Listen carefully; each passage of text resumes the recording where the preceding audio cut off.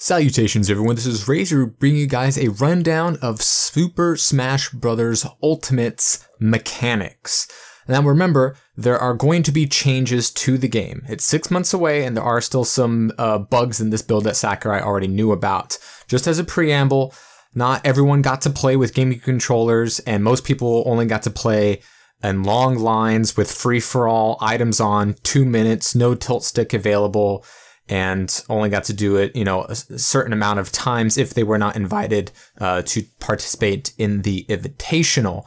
The ones who got the best look were those participants whom got almost 6 hours of practice beforehand.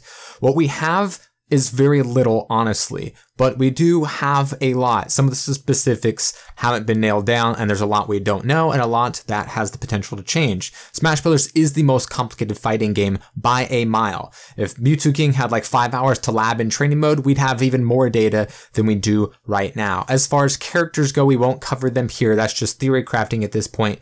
So, as Mario would say, let's go. I've combed through lots of YouTube videos, streams, live streams, tweets, and articles that people have written about the mechanics, and I've distilled them all down to one available video for all you, and I've taken into consideration the source of those, of that information.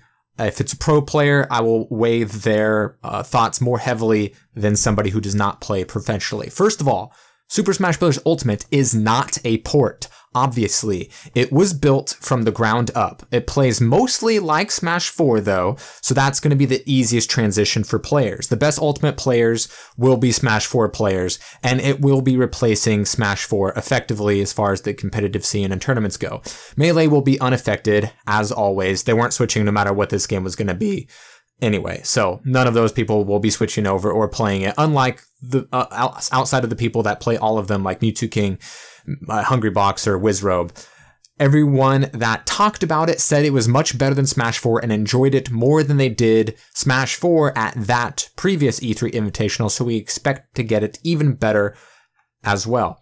First of all, it's fast like Melee, with some Smash 4 mechanics, most Smash 4 mechanics, and feels like Brawl sometimes quite as well. I'll get into that throughout all of these things, but that's kind of like the overall thought. It's much faster, and people feel like it's more competitive, and is definitely going to be very, very good moving forward.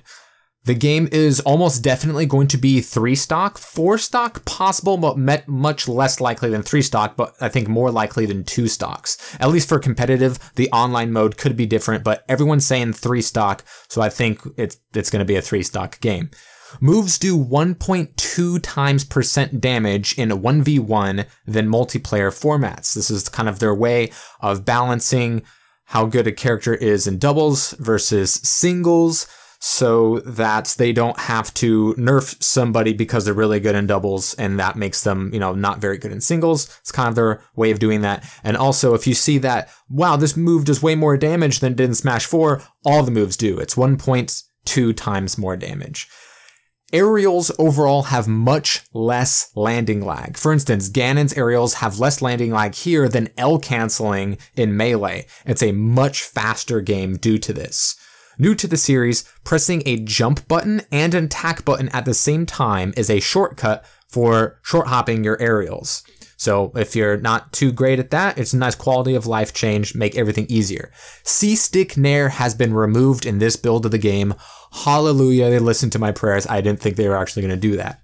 You can now tech footstools. Footstools are back, but you can tech them. So that will hurt some combo potential for some people. Rage is back, but not sure on the specifics of it. Nobody could really lab it accurately in such a time, but Zero says that Rage is significantly weaker, and he said it only seems to start at 120%. At least that's when the character portrait starts to steam. So overall, it doesn't play nearly as much in Ultimate. Mewtwo King said he didn't even notice it, as did pretty much anybody else. So yes, it is in the game, but it's much less effective, and if you didn't tell a lot of people, they would say it's not even in the game. Directional air dodges are here from Melee, but it doesn't put you into a free fall afterwards like it does in Melee. It's pretty amazing in some situations, but it has more lag afterwards than a normal air dodge. That is already less safe in this version than it is in Smash 4. Wave dashing doesn't seem to be a thing really, but wave landing is, and it's okay, but not nearly like it is in Melee, and you can't do it off the platforms. Neutral air dodging into the stage is lagless. It's very good. It's just like it was in Brawl. But normal air dodge is not as good, which will hurt some characters' recoveries and make edge guarding more important than ever in Smash 4. Spamming air dodge, spot dodge, or rolls will give you more lag each time you do it, up to 6 times. So it's kind of like they stale and just gets worse and worse every time you spam it. Air dodge now snaps to the ledge, so that will help with some people's recoveries. There's a new thing where if you hit a powerful attack or do any attack it seems near the blast zone, the game goes into a slow-mo similar to when Little Mac lands a KO punch, but this time for every character in kill scenarios. It does not guarantee that they'll die, however. Just like in other instances, they'll most likely die, but it's not guaranteed. It is going to be misleading, much like Kill Lightning. Just because it happens doesn't mean the stock is over. It could be that it'll kill if you don't DI at all, otherwise they'll live. You can toggle off stage hazards, which is amazing. There's going to be tons of legal stages. Smash attacks can now be charged for much, much longer. People are saying 2 or 3 times as long. Power shielding has changed. It's like a parry now. Instead of perfectly starting your shield, you have to perfectly release your shield and you'll parry, effectively stunning the enemy for you to follow up on. Shield stun seems slightly more significant than it was in Smash 4. Shields now body block, so you can't run through a shielding enemy. And for instance, Fox's side special won't get you past them either. So hopefully they change that, and Fox is terrible, by the way. I hope they change that as well. Every stage has final destination forms, the Omega mode, as well as a battlefield form. And hopefully online will reflect that so we don't have just one stage. And supposedly there's going to be 70 stages in this game.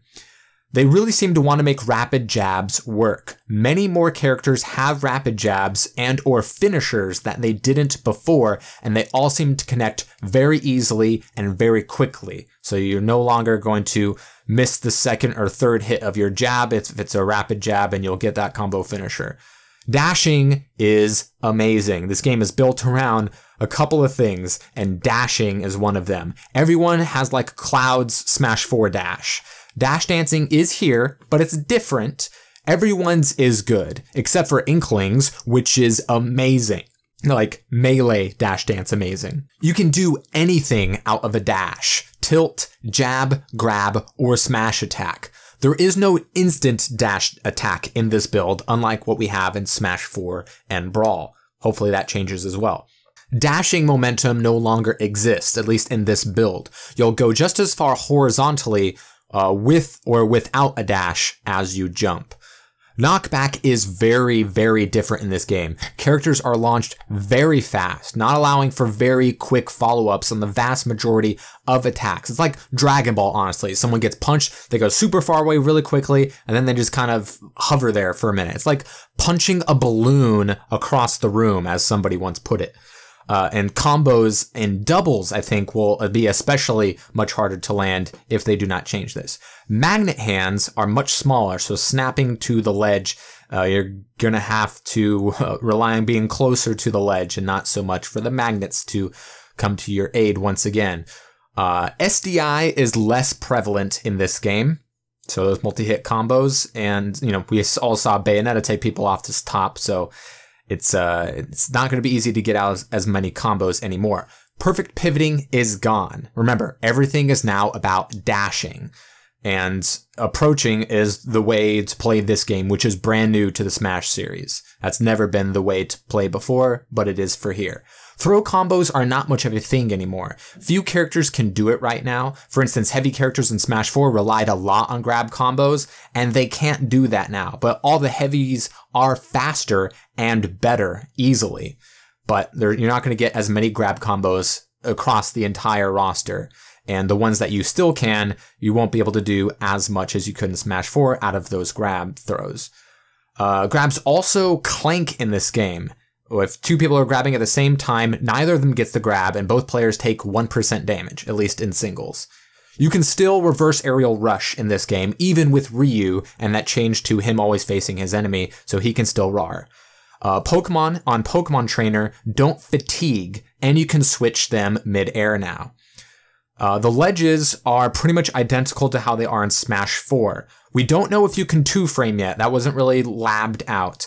But as far as trumping and invincibility frames and things like that, it's just how it is in Smash 4. And glide tossing is back and better than ever, possibly.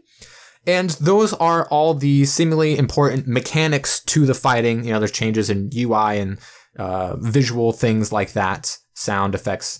But those are the fighting mechanics that I saw that were definitely noticeable and different from what we saw from Smash 4 or Brawl or Melee, a mix of all three of them, mostly how they are in Smash 4, but a few other things thrown in there as well. So the big takeaway is that this game is all about dashing, and approaching is very, very strong, stronger than it's ever been.